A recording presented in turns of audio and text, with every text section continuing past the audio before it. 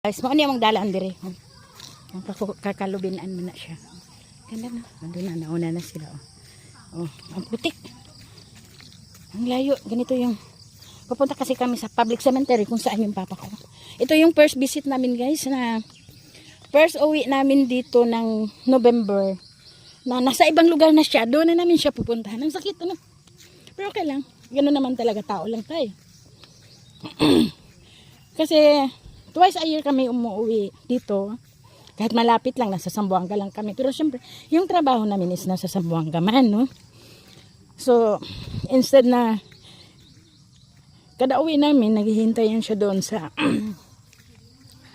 sa bahay niya. Sa bahay namin. So, ito yung first uwi namin na sa ibang lugar na namin siya pupuntahan. Ang sakit, ano? Ewan ko. Pero, wala na tayong magawa guys. Tao lang tayo. Ganito talaga ang buhay, di ba? Masakit man.